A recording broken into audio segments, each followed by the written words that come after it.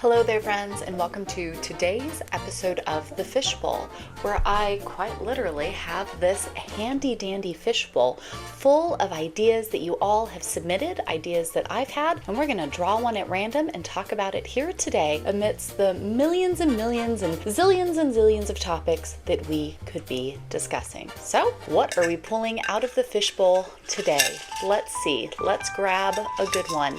A nice random topic here out of the fishbowl. What will it be? Okay, I admit it. I totally rigged the fishbowl. These are a bunch of the ideas that were in it, and we're going to get back to those. So subscribe, turn on your bells. Your big topics, we're going to tackle them biblically. But today we're going to tackle this one: how to disagree with someone. And we're going to tackle this because I had been reading this book already. I'll grab it. I got it right here, and I've been telling you all about how much I love it. And that's that book. Actually, I'm using old fishbowl slips right here as my bookmark. It's this book called Tactics by this man, Gregory Koukl, who talks about a game plan for discussing your Christian convictions. So I've been reading this book anyways, just in my own studies and things that I'm doing. And then everything that happened with Charlie Kirk happened. And I think we are seeing the results of what happens when people can no longer have conversations with one another. You can't talk about things and differ in your opinions in any way without chaos ensuing. I've watched some of these videos of these people who have been mocking Charlie Kirk's death and saying things and then getting fired for it, and their responses to stuff. I think that there is so much instability in our world today, and so many people that have been radicalized, either left or right, by just chaotic, destructive teachings, that people don't know how to think anymore. They've been told what to think, but they haven't been taught how to think. Satan has done such a great job. He has broken down the family unit. The school systems are disgusting. I mean, we could go on and on and on with all of these issues, and we've talked about them quite a bit here lately. We have other videos on that. But how do we move forward? How do we talk to other people if our opinions are different? How do we have meaningful conversation with people that maybe we're not on the same page with? Our world, our country is so divided. But what's amazing is not only has this whole thing with Charlie Kirk, which is horrific and just absolutely heartbreaking, not only has it made a massive impact here in America, but it has now gone global, and we are seeing the impact all around the world. This past weekend, churches were packed. People are gathering in parks and public spaces and singing praise and worship. The gospel is being shared in places you wouldn't believe. I cannot believe comments I've gotten, comments I've seen on other videos of people who had really bought into that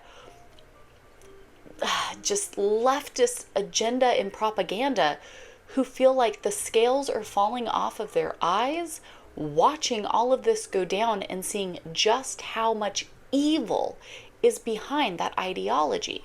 And so I think when we look through all of this, we go, okay, maybe you have felt for a long time that things people around you were saying and believing did not line up with what you personally believed. You don't see it biblically, right? You can't get on board with the things that they're saying, but you have no idea how to engage in these conversations. Maybe everything that's happening is making you realize that there's big conversations you need to be having in your home with your children, right? With people in your own life, and you're like, I don't even know where to begin. We see that this shooter comes from this Mormon background. They came from a very conservative family. They went off, kind of got into their own things. Online communities, those are the just pit of so much evil. They got very radicalized. They changed all of these things from the way they were brought up. They turned into all of this. We got a bunch of weird stuff coming out and things that were going on. That's going to be revealed prayerfully in time.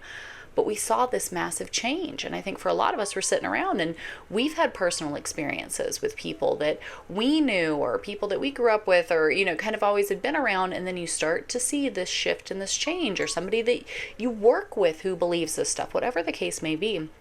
I want to look at how do we actually go about having conversations, even disagreements, but engaging people in conversation and connection when we don't necessarily agree on the topic.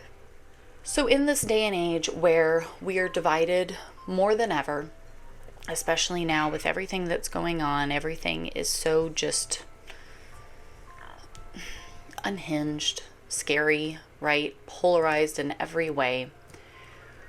We see that in the past decade specifically, between social media, online stuff, the mainstream media, whatever thing you want to take, because literally it's everywhere, that this black and white thinking, all of this absolutist language, everything that is used is so just polarized to the max, and it's you're either with us or against us on all sides, on all situations. There is no in between. And what's amazing, I think, is especially watching these videos and seeing these people, and Charlie Kirk did this so well, and this is where I think we could learn a lot, is when you start asking people these questions. I mean, I love watching those, all those debate videos, because especially people who are radicalized on any side, when you really start asking questions about, well, why or how, or, explain this, they can't. Everything falls apart. And that's what made Charlie Kirk so good at what he did, because he would go and he would engage these young people and have these conversations, and they'd be like, well, they'd usually get really upset and just kind of lose their marbles, and it made for great videos, right? It was very entertaining to watch these people just like melt down over seemingly simple questions. Well, if you believe that, what about this? How does this work, right? And you'd see them work through these ways, and you're like, well, and it helped you as the viewer go through those questions yourself and maybe submit in those things for yourself, maybe dig into different things. That was the testimony that he leaves behind that really was so fantastic. But the thing that we can really learn, and this is where this book, and I'll link it down below because I am loving this book. I highly recommend you get it and read it for yourself. But in this book here, Tactics, Gregory Koukl does such a good job, because he goes through this and goes, hey, when you are just attacking someone's beliefs, their brain goes into defense mode, just like you do the same, right? And I mean, I see this all the time in comments I get on YouTube. I'll be talking about a topic, somebody feels like I'm attacking their beliefs, and they just lose their marbles, and it's just word vomit all in the comments, and you're like, wow, I really struck a chord with you. I am so sorry. That was not my goal. I'm just trying to have a conversation here, but you really took that personally and lost your cool over it. You're not going to change anyone's mind when they feel like you're just attacking them and punching them in the face the whole time, okay? This attack mode is what has broken apart so many families, so many friendships, even churches divide over this. I mean, you see it all the time.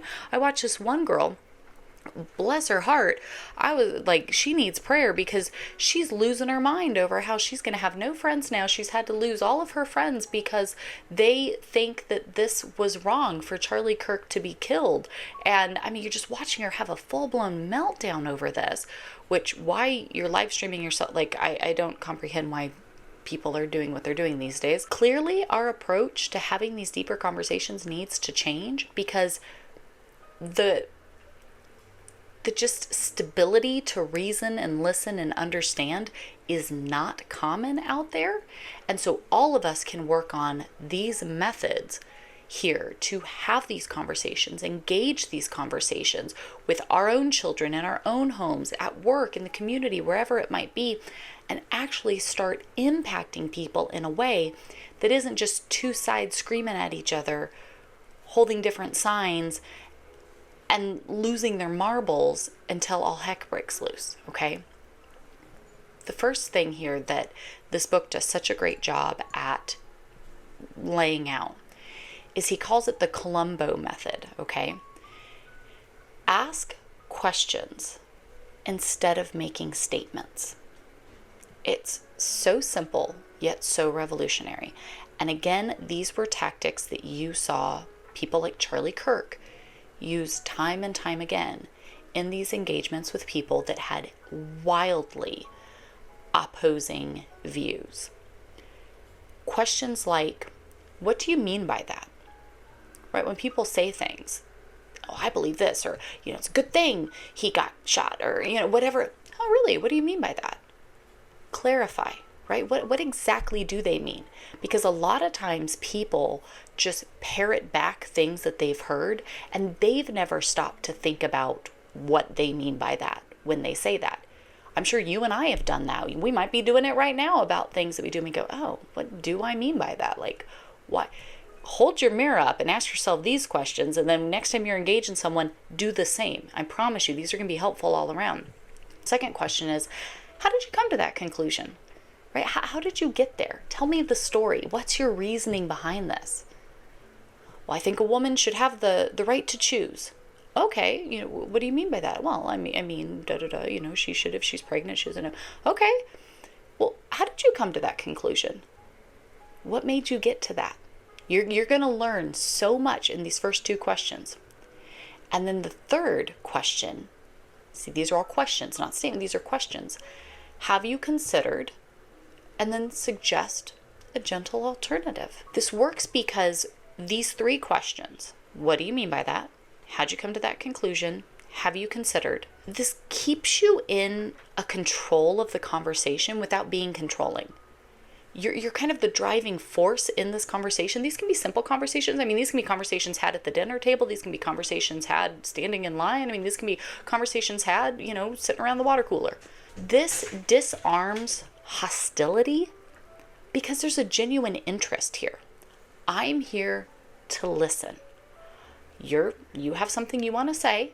I'm not here to just cram my convictions down your throat.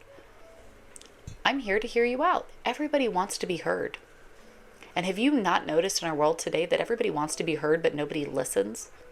Maybe we can be radically different and listen. That's why we have 2 ears and 1 mouth, right? We should listen twice as much as we speak. This puts the burden of proof back to where it belongs. And again, the book does a fantastic job laying this out in so much more detail, but it's so simple it almost feels silly. But it works because you're not fighting the other person. You're inviting.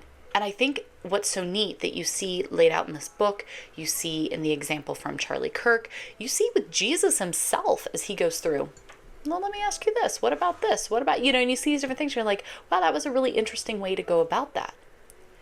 When you run across these conversations that happen with whomever they're happening with, in your life, and if you have a special place that you feel like is your battlefield right now, be it your home, your work, your community, maybe it's within your church, whatever it is that is like where you feel you need to go, drop me a comment, let me know so we can be lifting you up in prayer. Where could you be using these simple tactics to truly engage people and encourage people to feel equipped to actually think through their own beliefs and see, once they've kind of worked through that process, should they still land where they land? He gives us a great example in the book about where he's talking with a Satanist about their view on abortion. And it was a cashier, and he's checking out. Him and his wife are out somewhere, and they're checking out. It's just this simple conversation that he engaged in using these questions here, and left this gal with like that seed planted going, why do I believe that? How do I, right? If I just say you're being a hypocrite, you haven't thought through your own process. You need to figure this out better and come join my side. Them's be fighting words, and ain't nobody going to want to agree with me, right? Because now we're fighting. But if I go, what do you mean by that? Oh, okay. How did you come to that conclusion? Like, what's your story behind that? Oh, well, have you ever considered, like, I always thought, you're right. I mean, if that's your line of thinking, but what about this side of it? Wow. Okay. Well, thanks. I appreciate hearing you out. And then you continue on. Now you've opened that loop in their head going, well, no, I never considered that other thing. Why would that, leave that seed there to germinate and work in their lives. So instead of just arguing politics this, holiday season when you're with your family. Oh, can you help me understand? How does that, I know there's a lot of approaches we could take here, but how's that one the best approach? How do we do that? Instead of just shouting at people that they're wrong about what they believe, that's interesting. What experiences led you to that view? Because I get it. That's definitely a common view that a lot of people are having. What led you to that one? Because I get it. Things are difficult and there's a lot of angles. How did you settle on that? And then listen to what they say. Rather than fighting and arguing and just throwing, all the links and all the videos and all the things at someone. Oh, really? What about that appealed to you? Can you imagine asking someone that? Think of your most radical person on Facebook or whatever. I know a lot of you are just deleting social media. I took social media away so long ago. I never get on any of it because I'm yeah, no thanks. It's too much. But instead of just arguing someone, imagine asking them, oh, wow, what about that made you pick that, policy as best, or that whatever, right, as being the best option? What do you think those people would say? What do you think you would say if you were asked these questions? Have you really sat down and worked through your views, your thoughts on things to go, you're right? Because I'm going to put some resources together for you guys. Of course, go and get this book, Tactics, because it is phenomenal. And I've kind of been putting together some of these thoughts of how to engage other people and how myself to work through my things. If you guys want these resources, I will link them down below. Just go ahead and put your email in and I'll send you directly to a document that you can save, so that way you can have this and work through it yourself. I know I like having stuff that I can work through and really study into, kind of build my own personal curriculum to work through my own things. And so if that can be a blessing for you, go and get it. Like I said, it's totally free. I'll link it down there so that way you guys can go and get that document. Maybe instead of opposing everyone and coming at them because what they believe is different than us, we engage them in thoughtful questions that they themselves can work on processing through. And some people might not. Some people you could ask these questions, they'd be like, get out of here, I'm not answering your question. That's fine, you don't have to. But then it's on them that they couldn't even think through their own process to respond. I'm not here to fight. I'm not here to bicker. I want to question everything, and I absolutely do that with myself. Why do I believe this? Why do I do this? I want to know what I believe and be able to stand firmly on that foundation. I don't want to just believe it because I've always been told it, or I've experienced it, or I have felt it, or whatever. I want to know that that's where I need to be standing. When you are having these conversations, the golden rule here that Gregory Koukl lays out in his book is stay calm. If anyone gets angry, the conversation's lost. The moment somebody starts to get angry, and if it's you, then you've discredited everything, right? Just stop now, walk away. People are getting angry, the conversation's lost. Calm. I just asked a question. I'm not here to argue it. I'm not doing it for any reason. I'm just planting seeds, okay? It was just a question. If you don't know your answer, that's fine. You can say, I don't know the answer. But you actually have to listen. Not just fake listen, not just ha ha ha, I'm right, I'm asking you, but I'm waiting for you to screw up so I can dive in and, pounce on you. I'm listening. And I'm waiting to respond. I'm not talking over you. I'm not waiting for the gotcha moment. I'm listening. You're planting seeds, but you can't force a harvest. Your goal is to put a stone in their shoe. You know when you get a little stone in your shoe? I'm from the desert of Southern California, and so this resonates so deeply. There's so much sand and little stones, and you get one in your shoe, and it's oh, you can feel it as you're walking, and you're like, nope, I can't. I got to stop everything. Got to take your shoe off, or it's a whole thing, and it's so frustrating.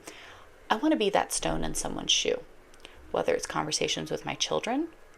I have 1, 2, 3, 4, 5. I have 5 kids, 20 to 14, so teenagers to young adults, that I interact with on a daily basis right here in my own home. So I have 5 teenagers, young adults, that I'm interacting with every single day. that sometimes they tell me what they think about something, and I just want to go, what is wrong with you? Like, how did you get to that? But that's not the way to go about it, right? That's me coming at them, and then they want to dig in their heels, and then we've got this horrible, like, that's not the situation I want. I do want to slip a little stone into their shoe. How'd you get to that conclusion? What made you feel that way, right? How did you, throwing these little questions out, throwing this little seed, kind of scattering it around. I'm not here to force a harvest. I am here to slip a stone into your shoe.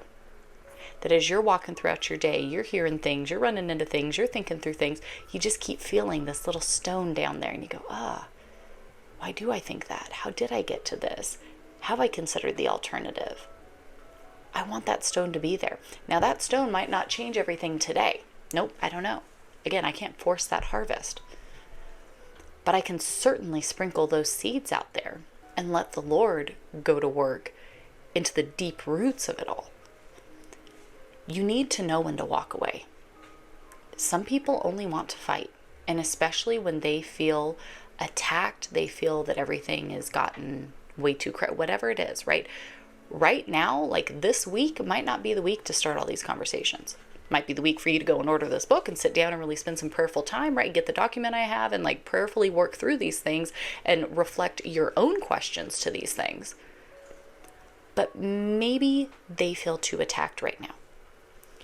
These people who are losing their minds that they've lost their jobs because they were out there talking about how great they were that someone got assassinated, and now cancel culture creators are upset that they've been canceled. Maybe they're not ready to listen right now. But you can walk away, you can leave that be, and you can try again if you get another opportunity. Trust the Lord through the process. Don't steamroll people with just facts and links. Facts and links are there for a reason, right? And sitting down, working through scripture, walking through those things, they're there for a reason.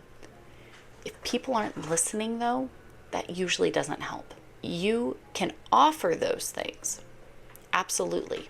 But I really do think that first and foremost, we need to ask those questions and see if those doors are open so that then we can provide the resources, the understanding. Because just screaming that stuff at the beginning, it falls on deaf ears. And it causes them to dig in their heels more, which puts you further and further away from actually being able to reach that root, reach that heart, reach that soul. And so this isn't just attacking, right? You don't want to just get them to, shut down. You're not trying to win anyone. You're not trying to just attack the person. You're talking about the ideals, these ideas, these beliefs. How did you get to that? Oh, really? Had you considered this? What about this? What made you feel like that was the best way to go about it? I'm interested. And then genuinely be interested. You're not here to win something. And I think that we can all start this week. The next time we hear someone, see someone, it's a conversation being had in our own house, whatever the case may be, resist that urge to fight. I'm not here to have to argue. I don't have to leave my comment. I don't have to roll my eyes. I don't have to have an attitude. Instead, just ask, oh, what did you mean by that? And then actually listen to their answer. That one question might change everything. What did you mean by that? Oh, wow. What led you to that point? And then if you're feeling ready, oh, well, have you considered this? How would that work? Right? You can engage in that kind of follow-up question. The goal isn't to win arguments. It's to impact people. And in divided times like our world is today, we need bridge builders. I don't need a wall put up. I need a bridge built. And that's what I want to do. I don't compromise on my convictions, but I do have compassionate conversations. I don't need to bully you into believing what I believe. I can ask questions, I can learn, and I can hopefully open some doors and slip some pebbles in your shoe so that way you continue to kind of mull that around before stopping, taking off your shoe and going, okay, hold the phone. Why do I believe that? How did I get to this? I want to plant those seeds, but I trust the Lord to bring that harvest. And so this is not easy. We are not going to heal division overnight. That's not how that's going to work. But we can stop all the shouting matches. We can stop the just vile comments, the arguing, the I've got to block everybody, the just like people losing their minds, because it is happening on both sides. Okay. I don't care. I don't do left, right, not like, what does God's word say, right? Where am I to be? Where are people impacted? That's where I'm going, on a solid foundation of truth. I want to stay on that foundation. I could care less about anybody else's foundation. Let's stay here. Truth doesn't need rage to win. It needs love, patience. And that usually starts with some good questions. And when you start to use these thought processes here, again, go and get this book, check it out, check your local library if you want to pick it up that way, get the resources linked down below. Start having these conversations. I've got a free study right now. We're doing our Fishbowl study where we're looking at like our beliefs and our witness here in this world. You guys go and get that. I'll link it down below. Again, these are all just things that we put together. We want to have these messy conversations that nobody usually wants to touch. We want to have those here where we sit down and we go, okay, if scripture is the ultimate authority, let's stay on this basis here and work through this. How do I connect? How do I engage? How do I live out my life in a way that truly glorifies God and speaks life into those around me? Well, just screaming at everybody and losing my marbles and being so held on to some worldly something isn't the way to go about it. Let me engage you in truth. Let me ask some questions. Let me listen to you. Let me plant some seeds that can start popping up through the ground and really impacting your life. And so I think that, again, in God's perfect timing, I've got my own stuff I'm working on in my life. I was reading this book and doing this. I'm watching everything going on with Charlie Kirk. I'm seeing, what we can learn from his legacy. You're seeing the state of the world today. And I'm going, y'all, I think this is exactly what we need to do, because we need to figure out how to actually disagree with someone. How do we do this in a world that just cannot figure out how to actually come up to someone that they don't agree with? Have meaningful conversation that actually inspires true lasting change. Our world is hurting. It's divided. It's traded truth for a lie. And people are so hungry for understanding and purpose that now is the perfect time to get out there and share it. So thank you all for joining me here today in a rigged fishbowl. I've got all of your conversations that are going back in there. So if you ever have a question you'd love to see me answer in a true fishbowl where I put all the ideas in and I draw one out at random, it's really super fun. We love doing them. You guys can watch these videos right up here to see other ones that we've done, or leave me a comment down below. Put a little fish emoji next to it. I'll throw it in the bowl, the real one, not the rigged one, and we'll answer that question right back here in the next fishbowl. I love you all. I'm praying for you. I hope this can help. Check out the resources down below, and I'll see y'all up there. Bye, friends. Step into the fishbowl, dive right in, where the chats are deep and the truths begin. Life's real things with a splash and a spin. Welcome to the fishbowl, let's begin.